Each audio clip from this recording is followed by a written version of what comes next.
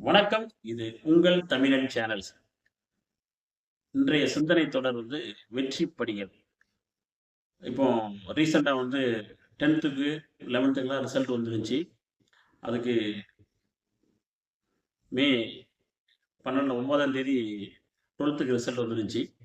So நெறைய மாணவர்கள் எதிர்பார்த்தத விட அதிகமான மதிப்பெண்கள் பெற்றிருக்காங்க.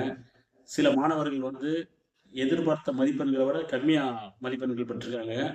இதுல நெறையா நம்ம நியூஸ் எல்லாம் பார்க்கச்சுல, ஒரு சிலர் மார்க் கம்மியா வாங்கிட்டோம், பாஸ் ஆவோமா? அப்படிங்கிற ஒரு தன் பயத்திலேயே சிலர் தற்கொலை செஞ்சிருக்காங்க. சில மாணவர்கள் விரக்தியில இருக்கிறாங்க. மார்க் என்பது நம்ம வாங்கக்கூடிய நம்மளுடைய தகுதிக்கான இது கிடையாது. நம்ம படிச்சிருக்கிற விஷயங்கள்ல மார்க் சில கூட வரலாம், சில குறைய வரலாம். மார்க் அதிகமா வாங்குனவங்கலாம் வாழ்க்கையில வெற்றி பெற்றுருவாங்க. மார்க் கம்மியா எடுத்தவங்கலாம் வாழ்க்கையில தோல்வி அடைஞ்சிருவாங்க. அப்படிங்கிறதெல்லாம் எந்த விதமான சாத்தியக்கூறும் கிடையாது.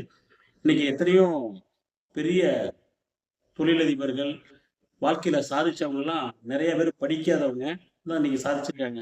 அன்னைக்கு இருந்த காலகட்டங்கள் வேற, இன்னைக்கு இருக்கக்கூடிய சூழ்நிலைக்கு படிப்பு என்பது ஒரு முக்கியம். அந்த படிப்பு நம்மளுடைய அறிவை வளர்த்துக் கொள்வதற்காகவும், நம்மளுடைய ஆற்றலை வளர்த்துக் கொள்வதற்காகவும் பயன்படுத்தக்கூடிய ஒரு ஆயுதம். அந்த படிப்பு தான் நம்மளுடைய ஒரு வளர்ச்சிக்கு ஒரு வழியா இருக்குமே தவிர, நம்மளுடைய முயற்சிக்கு அது ஒரு ஒளிகாட்டி அவ்வளதான். அதனால நெறைய மாணவர்கள் எந்த விதமான விரக்தியும் அடைய வேண்டிய தேவையில்லை. இன்னும் வாழ்க்கையில எத்தனையோ படிகள் நம்ம கடந்து செல்வதற்கான படிகள் இருக்கு. ஏன்னா, ஒவ்வொரு நம்ம சந்திக்கக்கூடிய தோல்விகள் தான் நம்மளுடைய வெற்றிக்கான படிகள். தோல்விய சந்திக்காத மனிதர்கள் வெற்றி பெற்றாங்கன்னா, அந்த வெற்றி நிரந்தரமானது அல்ல. எந்த ஒரு விஷயங்களாக இருந்தாலும் சரி. அதுல மனிதர்கள் தோல்வி அப்படிங்கிற ஒரு பாடத்தை கற்றுக்கொண்டால் தான், அதன் மூலம் கிடைக்கக்கூடிய அனுபவங்களை வைத்து தான் வெற்றி பாதைக்கு வழிவகுக்க முடியும். எந்த தோல்வியும் நிலையானதல்ல. வெற்றியும் நிரந்தரமானதல்ல. தோல்வி வர வர நம்மளுக்கான வெற்றிக்கான வழி கிடைச்சுக்கிட்டே இருக்கும். அப்போ ஒரு மனிதன் தோல்வியிலிருந்து தான் வெற்றிய கத்துக்கிறான். அப்ப அந்த வெற்றி அடையறதுக்கு நம்மளுக்கு தேவையான விஷயங்கள், நம்மளுடைய தன்னம்பிக்கை. செல்ஃப் கான்ஃபிடன்ஸ் அப்படிம்பாங்க இல்லையா? நம்மளுடைய தன்னம்பிக்கை தான் வெற்றிக்கான பேஸ் மற்றும் அடித்தளம். அந்த தன்னம்பிக்கை இருந்தா மட்டும் தான் நம்ம வாழ்க்கையில வெற்றி அடைய முடியும். தன்னம்பிக்கை, விடாமுயற்சி, நம்ம எடுத்துக்கொண்ட கொள்கையில பின்வாங்காம முன்னேறி செல்லுதல், போராட்டம், இதை எதையும் தாங்கிக் கொள்ளக்கூடிய சக்தி, மனசக்தி இதெல்லாம் இருந்தால் தான் நம்ம வாழ்க்கையில வெற்றி அடைய முடியும்.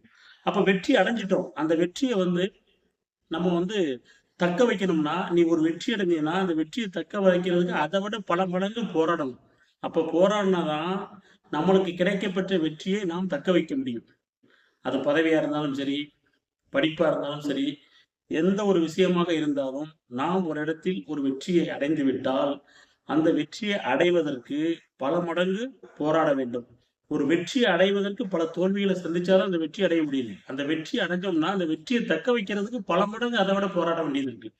அதனால வெற்றிய வெற்றிய வெற்றி பெற்ற உடனே மனிதனுக்கு தலக்கணம் வந்துடக்கூடாது. நான் வெற்றி பெற்றேன் அப்படிங்கிறது கிடையாது. அந்த வெற்றிய தக்க வைக்கிறதுக்கு போராடிக்கிட்டே இருக்கணும். அப்போ வெற்றி இன்னைக்கு உள்ள இளைஞர்கள் மத்தியில தன்னம்பிக்கை ரொம்ப குறைஞ்சிருது.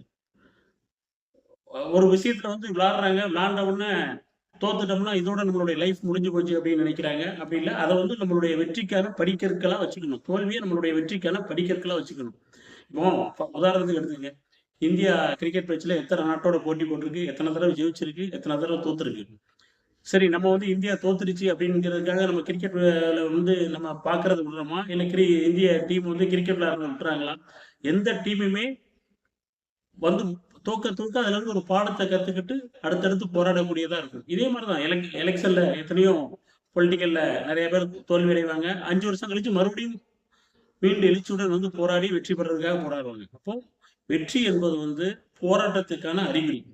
அந்த போராட்டத்தை நாம் திரும்ப திரும்ப நம்ம போராடிக்கிட்டு இருந்தா தான் வாழ்க்கையில வெற்றி பெற முடியும். ஸோ தோல்வியைக் கண்டு துவளவும் கூடாது. வெற்றியைக் கண்டு ரொம்ப தலக்கணம் பிடிச்சு ஆடிறவும் கூடாது. மனிதன் என்பவன் நிதானமாக இருந்தால் வெற்றியும் தோல்வியும் சமம் என்ற ஒரு கருத்துக்கு உட்பட்டுட்டோம்னா, எல்லா விஷயமும் மனிதனுக்கு சாத்தியமாகும். ஸோ இளைய தலைமுறைகளை நீங்கள் தோல்வியை கண்டு தோல வேண்டாம். வெற்றிக்கான இந்த உலகத்துல வெற்றிக்கான வழிகள் நிறைய இருக்கு.